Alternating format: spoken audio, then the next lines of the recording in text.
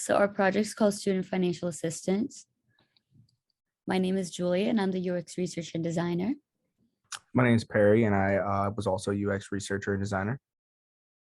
My name is Javad and I worked on the front end development. And I'm Griffin and I did the full stack development. So our motivation and problem description. Each year, 30 to 40% of all undergraduate students take out federal loans, and around 70% of students who receive a bachelor's degree have education debt by the time they graduate. Most college students don't have a plan for paying off their loans after graduation. Our mission with our financial lab is to support students in paying off their debt. With our application, students will be able to visualize this data, which makes it easier for them to understand and help them identify patterns in their spending habits in order to create better ones. So our human-centered approach was we began by conducting interviews with 4 of our target users. In these interviews, we asked questions to better understand how our users are currently dealing with their debt and how confident they feel about it. And we found out that most students don't have their debt figured out. They don't use any financial assistance to help them. And they would like an application where they can track their spendings and create budgets for themselves. We also created user personas based on these interviews to help us create scenarios of how our users would utilize our application. And then we created the initial design of our application, which will be shown in the next slides. Initial design. So for the dashboard, we wanted users to be able to view their total net worth, including their cash and liabilities. We also wanted them to be able to view all their accounts from their home page. Our idea for the budget page was that users could use it to create a budget for themselves. They can input how much they want to spend on different categories and visualize their monthly budget breakdown. The idea for this page was so users could better understand their loans by viewing their minimum payment, interest paid, and interest rates. They can also simulate what their interest rates, principal, and balance would look like if they paid a certain amount each month. And our what if scenario page is to help students visualize their interest rates based on different scenarios. It'll also tell them how long it'll take for them to pay off their loans and how many more or fewer payments they'll make depending on how much they're paying each month or how long they want to complete paying off their debt. There are many different scenarios in this page that are meant to assist users in better understanding their loans. So for our development approach, we decided to create a web app. And in our web app, we have 4 main libraries and frameworks that we're using. So for the backend database layer, we're using MongoDB for storing our data. And then on top of that, we're using Node and Express for the backend development, where we are able to connect the data to the front end. And then on the front end, we're using React and a library called Chart.js for creating the different financial graphs that are shown throughout our prototype. In all, we spent 8 weeks on development, and we took more of a component-based approach to our development. So that means we created small components that show up on the page that are reusable and can be placed anywhere on multiple pages rather than just creating large pages over and over again and like reusing the same code. We also reused open source components that other people had made. So we used a couple React components that people had published on NPM JS, and we were able to use a date picker and drop down and some bootstrap styling on our prototype.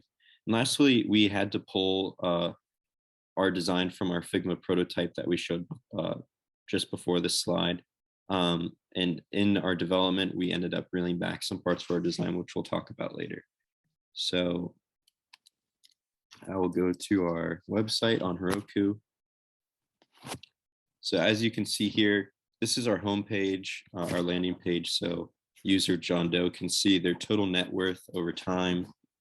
So for the past 4 years, they can see basically calculating the amount of money in their bank account or what their assets are worth minus their loan total. So in this example, they only have $6,000 to their name because they have $10,000 in cash and $4,000 in loans. And on our budget page, users are able to come here and they can break down a budget by what we deemed kind of 7 essential categories with different subcategories below them. So users can come in here and say, I only want to spend 150 on groceries this month, and maybe I'll eat out a couple more times, and we're not going to go to the bar. So then we'll go through our rent, and rent is definitely going to be more than $100. So maybe something more normal, and I'll get rid of my insurance for rent. And we have TV subscriptions, live events, and other under entertainment. For utilities, we have gas, water, electricity, kind of some essential ones. Maybe we could include Wi-Fi here too. We have stuff for your car insurance, gas and repairs, loans. So maybe if you had a house, you would have a mortgage, or your student loan payment can be shown here, or your car payment. And lastly, we have another category for anything that didn't fall in these other categories. So health insurance, you have children, or if you want to pay for some new clothes. And then here we can save this, and that gets saved to our database, so that if we leave this page and come back, you can see that we changed our rent to 1,200.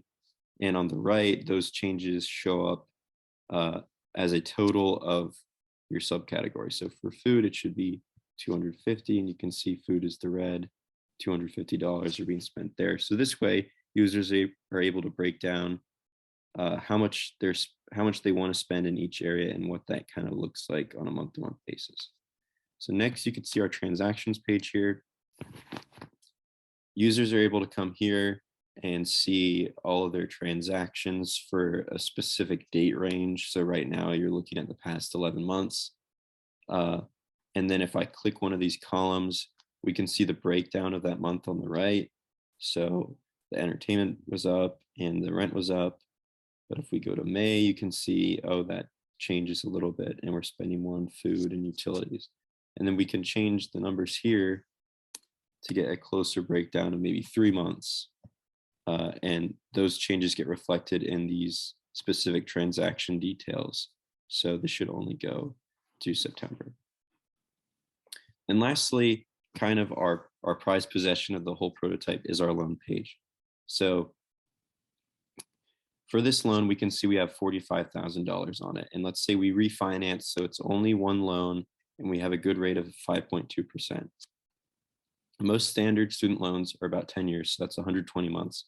So we just graduated, we refinanced, and we have 120 months to repay our loan. And first thing we can see is that we have $481.71 as our minimum monthly payment, meaning we have to pay at least this much each month.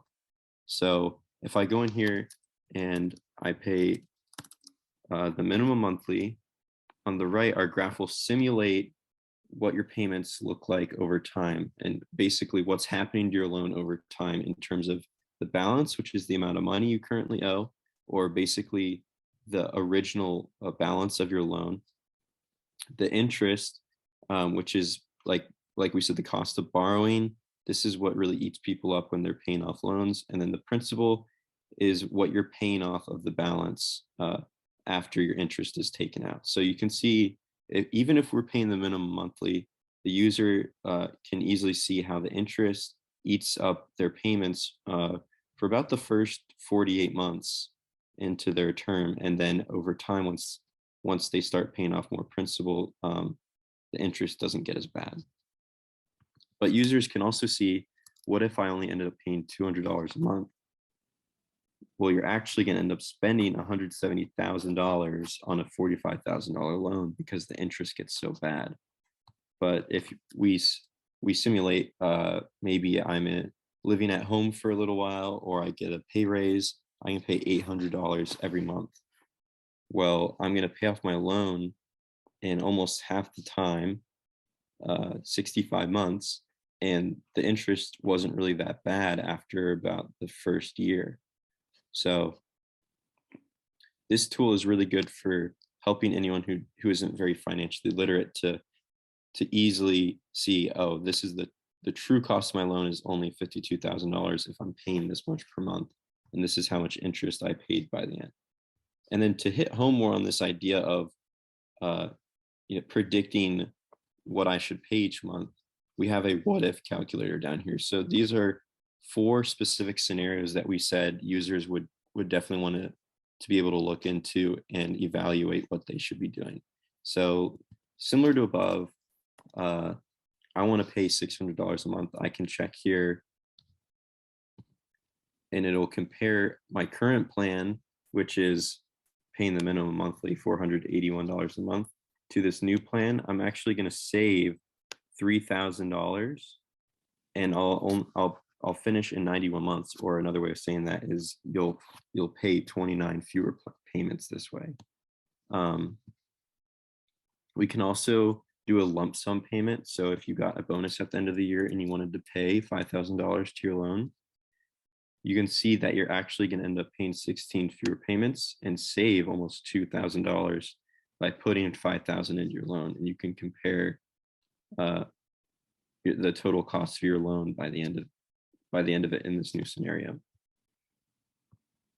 We also have a set duration of payments, or I guess saying I want to pay off my loan in a set number of months. So something crazy would be like, I want to pay it off in 50 months. You're going to save $7,000, and we can compare that on the right. And then lastly, this is to help users kind of stress less about their payments. So if, let's say you went to the hospital and you had a really bad hospital bill one month and you can't pay much towards your loan, I can only pay like $20 this month. You can come in here and see like, oh, this is only gonna, cost me 2 more months of payments and really $228 extra by the end of it. So that's all we have to show today. And we'll go back to our presentation now.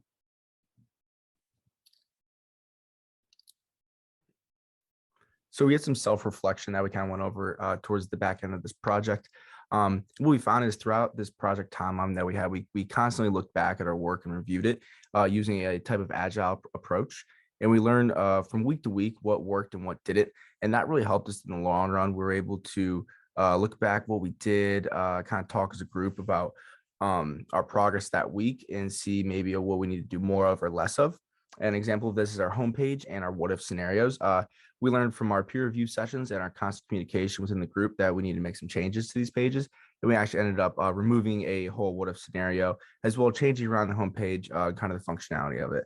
And we did run into a few issues regarding our group's programming learning curve, but we did overcome that through good communication and teamwork. We had some in-class skills sessions where we had our fellow classmates giving short presentations on different code like React, and we were able to implement these new items into our project, and that really helped in the long term, kind of working together, speaking through problems and having good communication. And yeah, this project is really something we're proud of. Thank you for watching.